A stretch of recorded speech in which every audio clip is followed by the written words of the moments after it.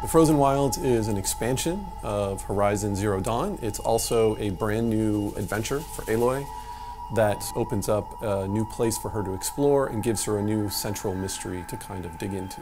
We're going to be going to the Cut, which is a part of the Banuk territory. The Banuk live in an area called Banur, and it's actually set in a northern part. It's very icy, very cold, and a very hostile environment. You're going to be going into a region that has been settled by the Banuk. It's not actually their homeland. This is not a place where you're going to find big cities or settlements. You're going to find these kind of scrappy outposts, places where people are trying to find a footing and hold on.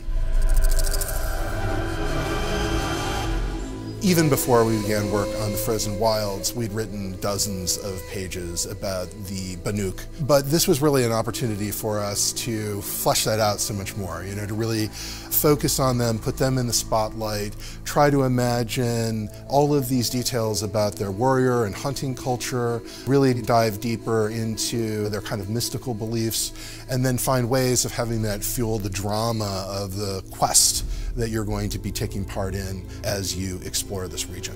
One of the processes that we use to design our tribes is a process that we call intrinsic ideation. And it's a process where we first of all look at where this thing has come from. Everything has to come from the world. They don't really have any ability to farm. So all of their survival is based on hunting. You have to be nomadic, you have to be on the move. If there's herds moving around, you have to move with the herds. So these people don't build sort of settlements that have always been there. They actually have very mobile camps that they move along as the herds move through the landscape. I'm not here for glory. I'm here for the mountain.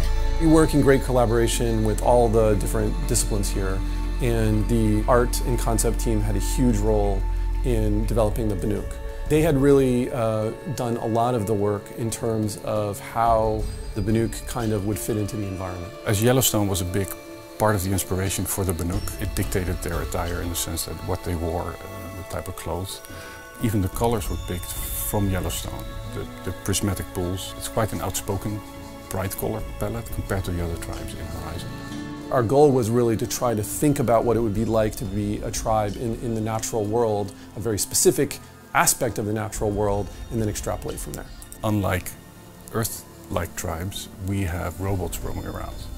And these also dictate the belief systems, but also their resources. They take parts from the machines and try to almost dress like the machines. The primary spiritual idea that the Banuk have revolves around this concept of the blue light that you see in the machine, the eyes of the machines.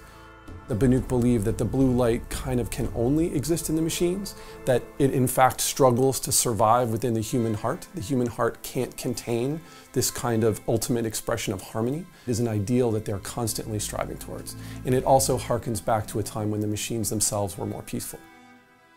We have people here who take a very grounded approach. They really try to think about things in terms of function and what's the truth of the idea rather than just what would look cool. We have a very tight relationship with the writing team. An idea for a tribe can come from both art direction or concept artist or a designer or a writer. But usually then we go into the ideation process about really thinking how this tribe could have developed. And then we use short stories that the writing team writes, or we use concept art paints that an artist has made and really develop it and look at it from every different angle. And it's really one of the most rewarding aspects of working on Horizon, to really come to these really lush and exotic tribes that we can develop.